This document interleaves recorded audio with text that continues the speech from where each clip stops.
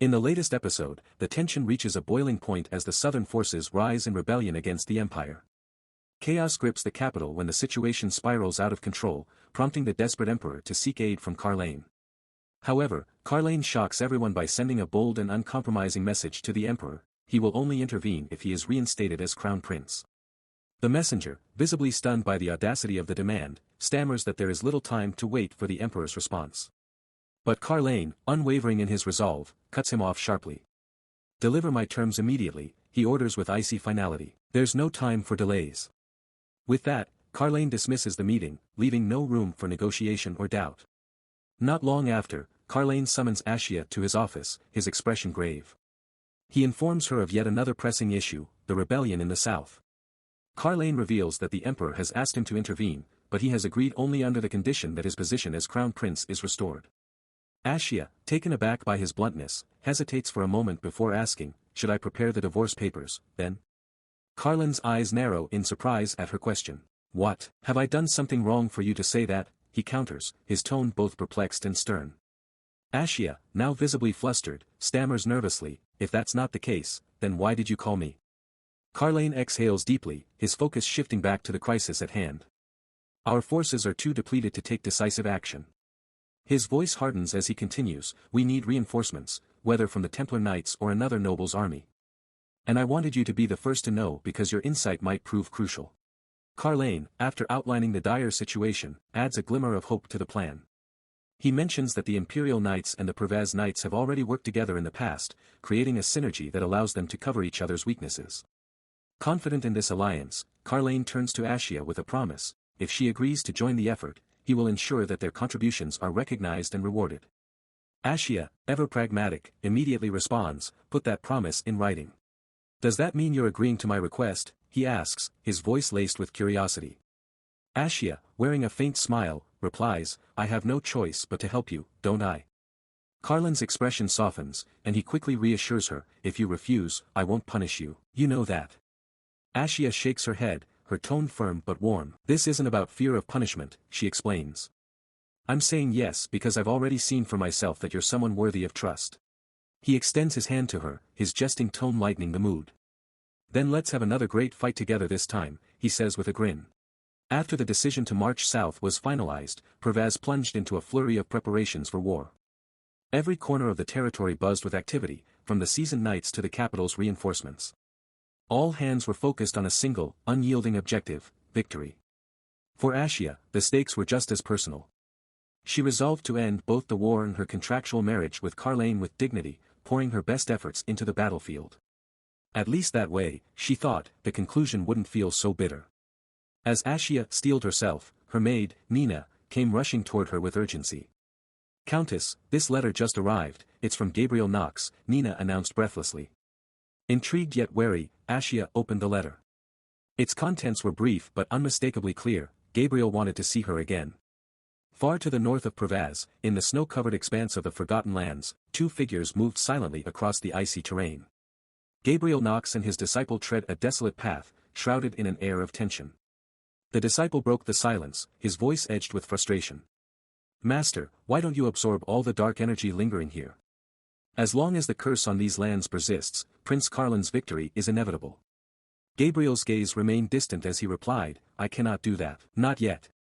His hesitation was palpable, prompting his disciple to press further. "Why are you hesitating so much? It's been a week since we arrived here for this so-called pilgrimage. In the past, you wouldn't have wavered." The disciple's words struck a nerve, but Gabriel's thoughts were elsewhere. "Perhaps," he murmured, his voice softer now, "but things have changed. All I can think about now is Countess Pervaz." The disciple's brow furrowed in disbelief. "What about the letter you sent to her? Have we received a response yet?" "No, nothing yet," the disciple admitted, his tone a mix of disappointment and curiosity. As Carlisle and his forces reached the war front, the grim reality of the battlefield came into sharp focus. Observing the chaos, Carlisle's expression darkened. "We came as fast as we could," he muttered, "yet even so, much of the Empire's territory will suffer heavy losses because of the South's rebellion." Asha, standing at his side, took a moment to assess the situation before offering her input. "We should strike back with the allies we've gathered," she suggested. "If we launch a surprise attack on the enemy now, they'll scatter before they can consolidate their resources." It would give us a decisive advantage. Carlisle considered her words, his sharp gaze shifting to her. Raffled, who had been silently observing, nodded in agreement. The Countess is right. Swift retaliation could turn the tide in our favor. Carlisle turned to Raffled. What's the status of our troops? How's their morale? Raffled responded confidently, the men are in high spirits, and fatigue is minimal thanks to the smooth journey here. Good, Carlisle declared, then we'll proceed with my wife's strategy. Tonight, we'll strike at their back line. We must catch them off guard. The plan energized the command tent, but despite the apparent optimism, Asha felt a knot of worry in her chest. The enemy had managed to capture the fort in mere days, an ominous sign of their strength. As they moved to finalize preparations, she turned to Carlisle, her voice quieter. Aren't you afraid? She asked. Carlisle raised an eyebrow. Afraid? Of what, exactly? She hesitated before continuing, of everyone following you. His voice dropped, a rare vulnerability seeping through. Of course I'm afraid, he admitted. Every decision I make will cost lives, there's no way around it. Some people will die because of me. How could I not be afraid of that? He paused, his tone growing firm again. But that's exactly why I have to be arrogant. I have to lead with confidence, to honor those sacrifices and bear the responsibility for every life lost. Ashia's lips curled into a faint smile, a mix of admiration and solemnity. If I were to die here, at least I'd know my honor rests secure in your victory. Carlisle's head snapped toward her, his eyes narrowing. Why would you die? He demanded. You're here to take responsibility for everyone's lives with me, not to lose your own. Surprised by his intensity, Asha blinked. With you? She asked, her voice almost incredulous. Why are you including me in this? Carlisle's serious demeanor gave way to a sly grin. Isn't it obvious? He said, his tone lightening. Because you're my wife.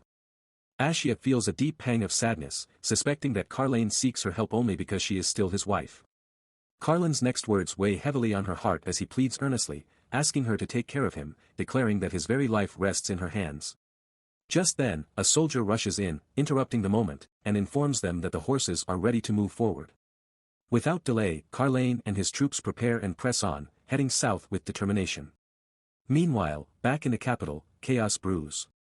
Matthias has returned, fleeing from the war in a state of disarray. Beatrice, sharp and agitated, confronts him immediately, informing him that the situation is rapidly deteriorating. Rumors of his hasty retreat from the battlefield have spread like wildfire among the nobles, tarnishing his reputation. Beatrice, frustrated, reveals that she had attempted to secure military support from other nobles, but their efforts were met with cold refusals and hollow excuses. She sternly adds that Carlisle is advancing southward even as they speak. Matthias, however, seems unfazed. Dismissing the urgency in her voice, he waves off her concerns, announcing that he needs rest after the grueling journey. But Beatrice's patience snaps. Her voice sharpens as she chastises him, declaring that complacency will lead to their ruin. Matthias tries to defend himself, grimacing as he mentions the pain in his back from the long ride. Yet Beatrice remains resolute. She fixes him with a piercing glare and retorts that now is not the time for such excuses. She reminds him that if Carlisle achieves victory, he will reclaim his title as crown prince, a disastrous blow to their plans. The gravity of her words finally sinks in, and Matthias's expression twists with worry. Isn't there anything we can do to stop this? He asks, his voice laced with desperation. But Beatrice has no answers. As Carlisle and his troops march toward the southern borders, the battlefield erupts into chaos. Swords clash and shouts echo across the field as they engage with the enemy. Amidst the fray, an enemy soldier spots Asha and jeers loudly, his voice cutting through the din. What's a woman doing on the battlefield? Is it because Carlisle is so obsessed with women that he can't go a moment without one by his side? Carlisle hears the taunt and bursts into laughter, the sound carrying over the battlefield like a challenge. The enemy soldier, irritated by Carlisle's reaction, charges toward him with fury. But before he can reach Carlisle, Asha steps in. With precise, unflinching determination, she strikes the soldier down with her sword. Carlisle smirks, his voice tinged with both humor and admiration. I must admit, seeing you like this is oddly reassuring. Asha meets his gaze, her expression fierce and unwavering. I told you before, didn't I? I'll fulfill my duty as your wife. Carlisle's eyes widen slightly, caught off guard by the fire in her demeanor. But there's no time to dwell. Out of the corner of her eye, Asha catches the movement of another enemy soldier creeping toward Carlisle from behind. Without hesitation, she pivots and takes the man down with a swift, lethal blow. The commotion draws the attention of several other enemy soldiers, who surge toward Asha in an attempt to overwhelm her. Before they can reach her, Carlisle steps in, cutting through them with decisive strikes. He glances at Ashya, a flicker of guilt crossing his face. "Apologies," he says, his tone sincere. "I got distracted for a moment." Ashya brushes it off with a calm but pointed remark. "If we keep this up, it won't be long before we reach the southern border." Carlisle nods, his determination reigniting. With a sharp whistle, he summons his horse. Swinging into the saddle, he shouts orders to his troops, rallying them to press onward. The battle-weary soldiers fall back into formation, and the march toward the southern border resumes, the air thick with resolve.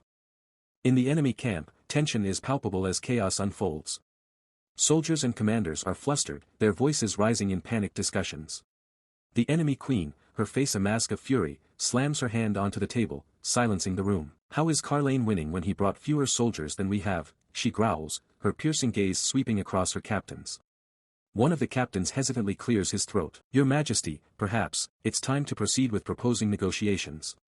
The queen's eyes narrow dangerously. "Negotiations? Are you implying we're losing so badly that we have no choice but to beg for mercy?" The captain stammers, sweat forming on his brow. "Negotiations are, traditionally proposed by the winning side. If we suggest it now, it would only confirm our weakness." The queen slams her fist down again, her voice rising. "So, what are you saying? That we're all doomed because of this?" Meanwhile, far to the north, Gabriel roams the desolate, abandoned lands, his sharp eyes scanning for any trace of dark energy. His efforts have borne little fruit, save for a single spot where the air seems thick with a sinister aura. As he ponders its significance, the fluttering sound of wings draws his attention. A pigeon lands nearby, carrying a message. Gabriel retrieves it and unfolds the note, recognizing Ashya's handwriting. His expression shifts as he reads her words. She is heading south with her husband and cannot meet him at the moment. The message burns in his mind, his hands trembling with suppressed rage. "God's will," he mutters through clenched teeth, his eyes darkening. "So be it. If this is divine providence, then I shall see it through." Raising his hand to the sky, Gabriel closes his eyes and channels his fury. The air around him ripples as a malevolent force begins to gather, dark energy swirling like a storm. A week later, the southern rebellion crumbled, surrendering to the advancing forces of the Chad Empire. Under the glowing light of a full moon, Carlisle and his troops gathered to celebrate their hard-won victory. Bailey approached Carlisle with a wide grin, raising his cup in a toast. "You outdid yourself on the battlefield, Your Highness. A true display of strategy and might." Raffled, standing nearby, nodded in agreement but tempered the moment with his usual pragmatism. "This is just the beginning. Once the damages are repaired and order is restored, you'll be reinstated as crown prince." Carlisle leaned back, swirling his drink thoughtfully. "It won't be that simple to remove Matthias from his position," he remarked. "The court is a battlefield of its own." Raffled's eyes sharpened, his tone measured but firm. "Matthias is powerless without the Empress pulling the strings. She's the one we need to watch closely. Every move we make must anticipate hers." Carlisle let out a dry chuckle. "Then I'd better make a lucky first move before she does," he said, raising his glass to his lips. "But for now, let's focus on tonight. Everyone deserves this moment." As the celebration swelled around him, with soldiers singing and dancing in the moonlit camp, Raffled quietly excused himself and slipped away to his tent. Inside, the atmosphere was markedly different, tense and calculated. A man was already waiting for him, cloaked in shadow. Raffled greeted him with a curt nod. "What news from the kingdom of Carlisle?" The informer stepped forward, his voice low and precise. "A report has come in. Duke Axis has fallen gravely ill.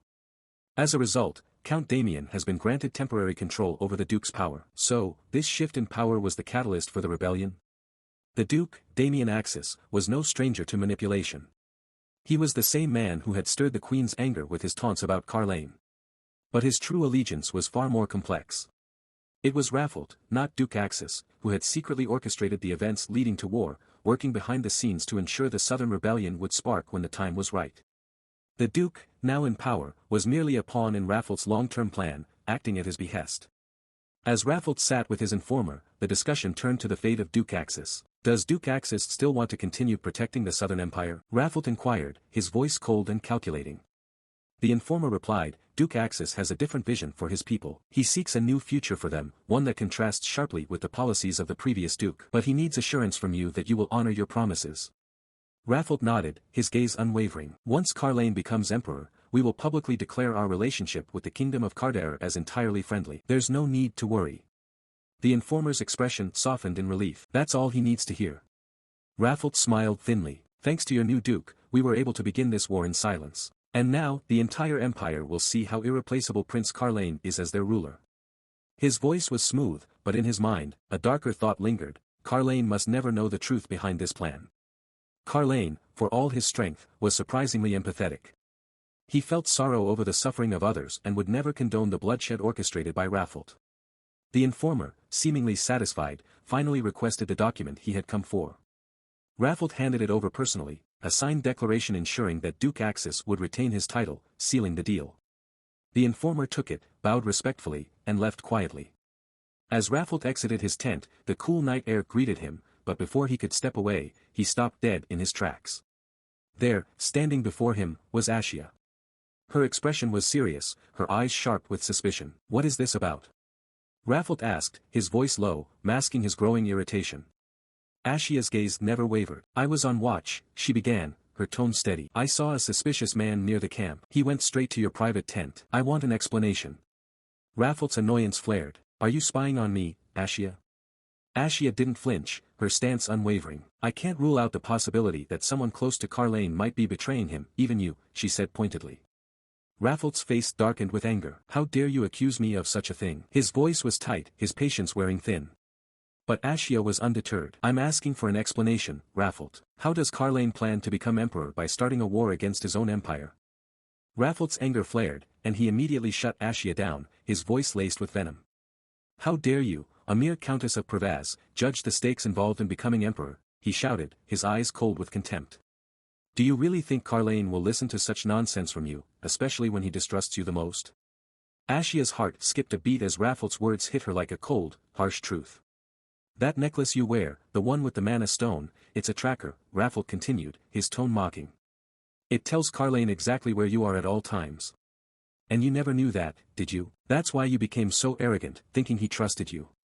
A sudden, sharp shock ran through Asha. Her fingers instinctively went to the locket at her neck, her mind reeling. Carlisle had lied to her about the necklace. He never trusted her. The realization stung deeply. Raffled's voice grew colder as he pressed on. "Carlisle never believed in you. You didn't know it, but he's always been watching, always been cautious of you. And you've been so blind to it that it made you arrogant." The words hit her like a blow. She stayed silent for a long moment, her mind clouded with confusion and hurt. Finally, she spoke up, her voice soft but resolute. "Are you telling me that there was no other way for Carlisle to be reinstated as crown prince? Was war the only option?" Before Raffled could respond, Carlisle suddenly appeared, walking towards them. "What's going on here?" he asked, his voice calm but carrying an edge of concern. "Why are you raising your voices this late at night?" Raffled quickly offered a weak excuse, trying to deflect. "We were just drinking a little, nothing to worry about." But Carlisle wasn't convinced. His gaze shifted to Asha, and he asked directly, "What were you two talking about?" Asha hesitated for a moment before answering, her voice strained. "We were talking about you, and disappointment." Carlisle's eyes narrowed, his brow furrowing in confusion. "Disappointing someone, who?" Asha couldn't hold it back any longer. Her frustration and confusion spilled out. "I'm the one who's disappointed, Carlisle," she shouted, her voice rising. "No matter how badly you wanted to regain your status, how could you deliberately start a war in your own empire? On our journey here, we saw so many terrible things, so many people suffering, don't you feel anything?" Carlisle's mind raced as Ashia's words echoed in his mind. He couldn't help but remember the conversation he'd had with Raffled not long ago, when Raffled had suggested starting a war in the south. Carlisle had rejected the idea outright, refusing to let such a thing happen under his watch. But now, as he stood there, watching Ashia's hurt and frustration unfold, he realized that his own failure to notice the darker machinations around him had led to this moment. "I'm sorry, Asha," Carlisle said, his voice raw with regret. "I've disappointed you. You trusted me, followed me all the way here, and I wasn't aware of what was going on." She looked at him, her face a mixture of sadness and quiet strength. "I'm sorry, too," Asha responded softly, her voice tinged with sorrow. "I couldn't be as reliable for you as you've been for me. Maybe if I hadn't worn this, you would have been more confident about my loyalty." Carlisle's heart sank as the realization hit him with full force. She knew about the locket. Asha turned away, her voice steady but firm. "The Pervaz army has already reached its goal, so I've heard. You're planning to return to the capital once you've finished dealing with the situation, and after that, the Pervaz army will head back to the north." Carlisle reached out, his voice desperate. "Asha, don't leave." But she stopped him with a look. "If I keep following you, the plan to reinstate your title will be flawed. I can't be part of it anymore. She paused, her gaze hardening, but a flicker of sadness lingered. I'll fill out the divorce documents carefully and send them to you. Her words struck him like a physical blow, and before Carlane could say another word, she turned and walked away, her back straight and her steps resolute. Fury burned in Carlin's chest as the reality of the situation sank in. He turned sharply toward Raffled, his expression stormy and filled with betrayal. We need to have a chat, he said, his voice dark and dangerous.